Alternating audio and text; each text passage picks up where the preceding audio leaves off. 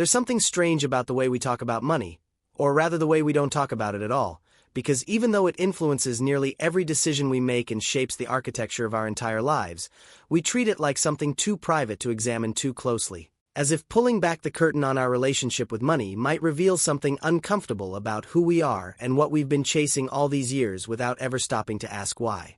Most people will tell you they understand money, that it's simple really.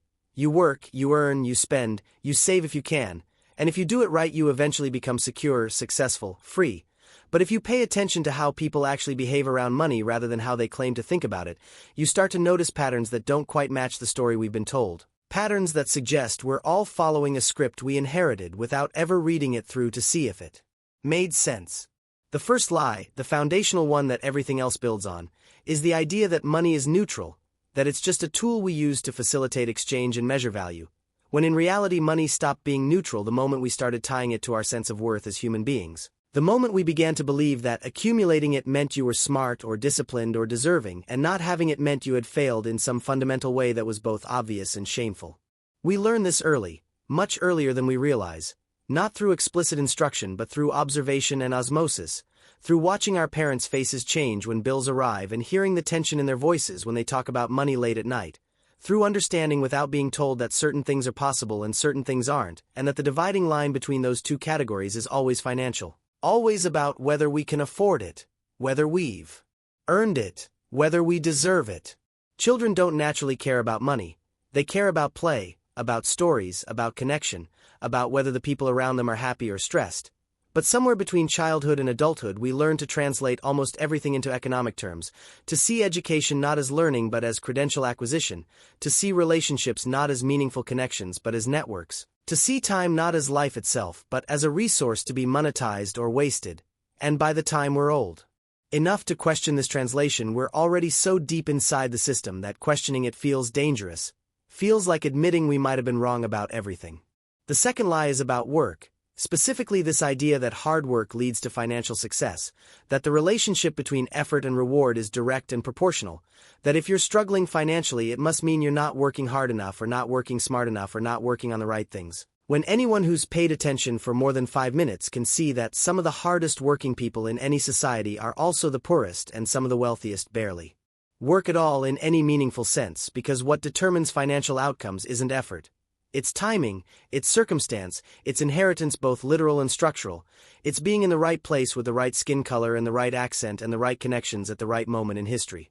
But we can't accept this because accepting it would mean admitting that the system isn't fair, that merit isn't real in the way we've been taught to believe it's real, that your financial situation says almost nothing about your character or your work ethic and everything about factors mostly beyond your control, and that's a terrifying thing to admit because if hard work doesn't guarantee success then what's the point of sacrificing everything? Your time, your health, your relationships, your peace of mind, in pursuit of it. So instead we maintain the lie, we tell ourselves and each other that anyone can make it if they just try hard enough. We write books about habits and mindsets and morning routines as if the main obstacle between poverty and wealth is whether you wake up at 5 in the morning. We create entire industries around teaching people how to think like millionaires and optimize their productivity and hack their way to financial freedom. All of it designed to keep us focused on individual optimization, rather than collective conditions, on fixing ourselves rather than fixing the systems that create and maintain inequality in the first place. The third lie is about security, this notion that if you just follow the right path, go to school, get good grades, choose a practical major, land a stable job, work your way up, buy a house, save for retirement, you'll eventually reach a point where you feel safe, where you can relax, where money stops being a source of anxiety and becomes a source of freedom, except that point never actually arrives because the goalpost keeps moving. Because what felt like enough when you were making 30,000 a year somehow doesn't feel like enough when you're making 300,000, because you've surrounded yourself with people who have more and the gap between what you have and what they have feels more significant than the gap between what you have now and what you had then. This is how people end up spending their entire lives chasing a feeling of security that's always just out of reach.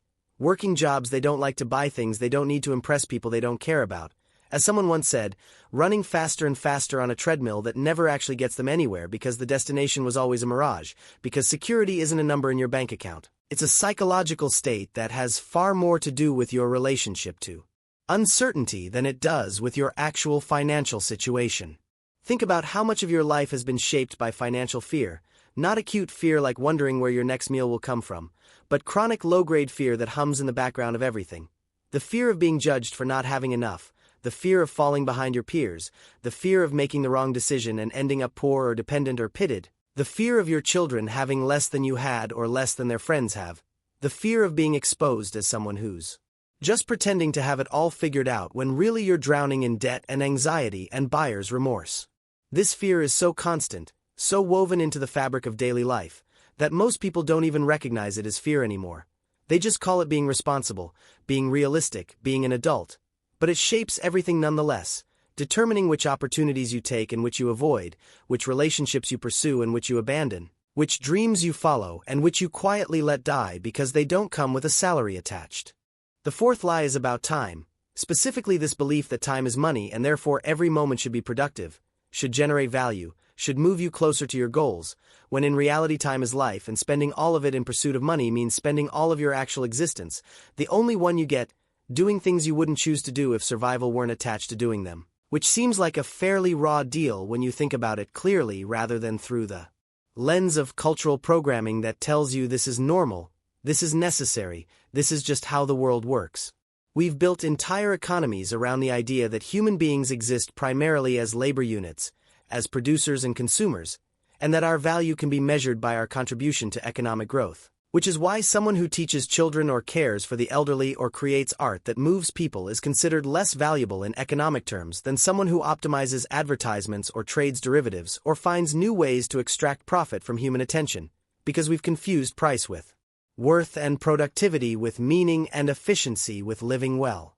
The fifth lie is about debt, specifically the normalization of it.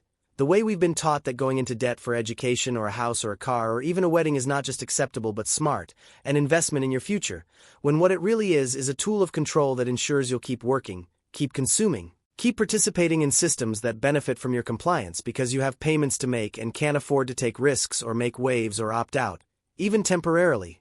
Even when staying in is destroying you slowly from the inside. Debt reshapes your entire decision-making framework. It determines where you can live and what work you can accept and whether you can leave a bad situation, whether that's a job or a relationship or a city that's making you miserable. Because when you owe money, you're not truly free to choose based on what you actually want or need. You can only choose based on what allows you to keep making payments, which means your life becomes organized around obligation rather than aspiration, around avoiding disaster rather than pursuing fulfillment. The sixth lie is about success itself. The way we've been conditioned to recognize it only in material terms, to see wealth as the ultimate proof of having made it, to believe that money equals freedom equals happiness equals a life well lived, when the actual relationship between money and well-being is far more complicated than that and beyond a certain threshold. The threshold where your basic needs are met and you have some cushion against disaster. Additional money produces diminishing returns in terms of actual life satisfaction while often increasing stress, isolation, and the burden of maintaining appearances. But we can't acknowledge this because acknowledging it would require confronting the fact that we've sacrificed enormous amounts of time and energy and relationship and presence pursuing something that was never going to deliver what we thought it would, that the promised land of financial success doesn't actually feel the way we imagined it would when we were struggling and striving and telling ourselves it would all be worth it eventually, that the people who have what we want often seem just as anxious and unsatisfied as we are, just with nicer things surrounding their anxiety. This is why lottery winners so often end up miserable, why celebrities struggle with addiction and depression at rates far higher than the general population, why people who achieve everything they thought they wanted sometimes feel emptier than they did when they were still reaching for it. Not because money makes you unhappy, but because if you believe money will make you happy and then it doesn't, you're left with nothing else to chase. No other explanation for why you still feel incomplete. No other story to tell yourself about what's missing. The seventh lie, and perhaps the cruelest one, is that your financial situation is entirely your own doing, that where you end up economically is a direct reflection of your choices and your character, with no acknowledgement of the inherited advantages or disadvantages that shape those choices from before you were even born. No recognition that the neighborhood you grew up in and the quality of your schools and whether your parents could afford to support your dreams or needed you to start earning as soon as possible, and whether you had access to healthcare and whether you could afford to take unpaid internships and whose names appear in your network all matter enormously in determining outcomes that we then pretend are purely meritocratic. This lie serves a purpose, of course. It allows people with wealth to feel like they earned it rather than inherited it or lucked into it. It allows people without wealth to be blamed for their poverty rather than supported through it. It maintains the fiction that the system works and is fair and rewards the deserving, when what it actually does is concentrate resources among those who already have them while extracting value from those who don't. And it does this so effectively that even people being exploited will defend the system because they've been taught that criticizing it means you're lazy or entitled or ungrateful for the opportunities you've been given. But here's what nobody tells you when you're young and still believe the story, when you're working hard and following the rules and trusting that it will all work out if you just do everything right. The story was never about you. It was never designed to deliver on its promises to everyone, only to enough people that the rest would keep believing and keep trying and keep blaming themselves when it didn't work out the way they were told it would. The truth about money, the thing that becomes obvious once you step back far enough to see the whole picture rather than just your small part of it, is that it's not really about money at all. It's about power and control and who gets to determine the value of things, who gets to decide that one person's hour is worth $10 and another's is worth $10,000, who benefits from you believing that your worth as a human being is connected to your economic productivity, who profits from your anxiety and your fear and your constant feeling that you're falling behind. Money itself is just paper, just numbers in a database, just a collective agreement that certain symbols represent certain value, and that agreement can change, has changed throughout history, will change again because none of this is natural or inevitable. It's constructed, it's chosen, it's maintained by people who benefit from maintaining it in its current form. And what's constructed can be reconstructed differently if enough people decide that the current construction serves them poorly. This doesn't mean money doesn't matter or that you shouldn't think about it or try to have enough of it to meet your needs and build some cushion against uncertainty. Of course you should, we live in a world that requires it. But it does mean you can stop letting money define you. Stop organizing your entire existence around the pursuit of it. Stop measuring yourself and everyone around you by economic metrics that were never designed to capture what actually makes a life meaningful or a person valuable or a society healthy. The lies we were told about money aren't going to disappear just because you see them clearly. The systems built on those lies aren't going to transform overnight just because you've decided to opt out mentally. But something does shift when you recognize that the story you've been living inside of is just that. A story, not the truth. Not the only way things could be, not a reflection of some natural law or divine plan, but a set of choices made by people who came before you and who will benefit from you continuing to believe what they believed and do what they did. Once you see that, once you really see it, you can start asking different questions. Not how do I make more money, but how much is actually enough? Not how do I compete more effectively, but what am I competing for and who decided these were the terms? Not how do I optimize my productivity, but what am I producing and for whom and at what cost to the life I only get to live once? The real work, the hard work, isn't making money. It's unlearning the beliefs that make you think money is all that matters. It's separating your sense of self from your economic utility. It's remembering that you existed before you had a salary and you'll exist after you stop earning one, and your value doesn't fluctuate based on market conditions or job titles or how much you've managed to accumulate. Because you're not an economic unit, you're a human being. And human beings deserve dignity and rest and meaning and connection regardless of their financial contribution to systems that were built to extract value from them. This is what they should teach in schools, but don't. This is what your parents probably wanted to tell you but couldn't because they were too busy trying to survive. This is what becomes obvious when you step outside the machinery long enough to hear yourself think. Money is important because we made it important, and we can decide, each of us, individually and collectively, what role we want it to play in our lives, what we're willing to sacrifice for it, what we're absolutely unwilling to trade for any amount of it.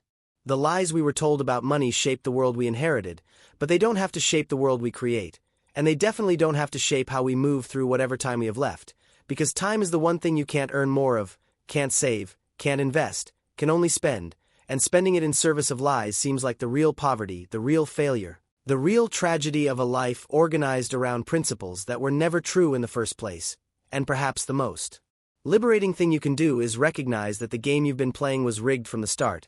Not to make you lose necessarily, but to make you believe that winning according to someone else's definition is the only way to live, when in fact there are infinite ways to live, infinite metrics of success, infinite definitions of a life well lived that have nothing to do with accumulation or status or impressing strangers or keeping up with anyone.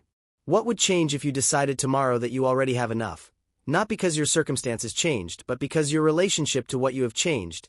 If you stopped treating every dollar as a measure of your worth and started treating it as what it actually is, a tool, sometimes useful, sometimes necessary, but never the thing itself, never the point, never the answer to questions that aren't actually about money in the first place.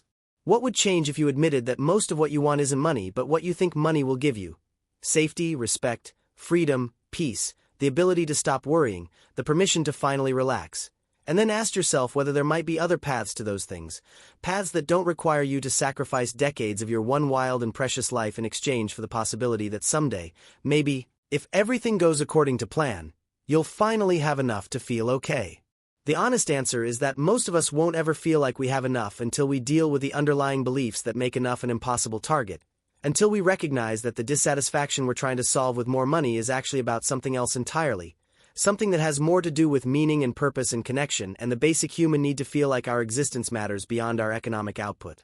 Money can't fix that, no amount of it can fix that, because the problem isn't scarcity. The problem is that we've been taught to measure our lives by metrics that were never designed to capture what makes us human, and until we change the metrics, we're never going to feel successful no matter how much we accumulate. So maybe the real question isn't how do we get more money, but how do we build lives that don't require us to constantly be chasing more, lives that feel full and meaningful and worth living regardless of what's in our bank accounts, lives organized around what we actually care about rather than what we've been told we should care about, lives that reflect our values rather than someone else's definition of success. And maybe that starts with being honest about what money can and can't do, what it is and isn't, what role it actually plays in a meaningful life versus the role we've been taught to give it. And maybe it continues with making different choices, small ones at first, choices that prioritize presence over productivity, connection over accumulation, meaning over money. Not because money doesn't matter, but because other things matter more, and we've spent so long pretending otherwise that we've forgotten what those things even are. The lies we were told about money were convincing because they came from people we trusted, people who believed them too, people who were trying to protect us or prepare us or give us the best chance at a good life according to the only definition they knew. And there's no blame in that, no judgment, just recognition that we can choose differently now, we can tell different stories. We can define success in ways that actually serve us rather than systems that profit from our anxiety and exhaustion and never-ending pursuit of more. This is the work of a lifetime. Unlearning these lies, building something truer in their place, learning to recognize your worth as something inherent rather than earned, learning to measure your life by moments of connection and presence and meaning rather than dollars and achievements and status, learning to be okay with enough when the entire world is screaming that you need more, and maybe that's the hardest work there is, but it's also the most important, because what's the alternative? Spending your entire life chasing something that was never going to make you feel the way you hoped it would. Dying with a full bank account and an empty heart, realizing too late that you traded the only life you had for a lie.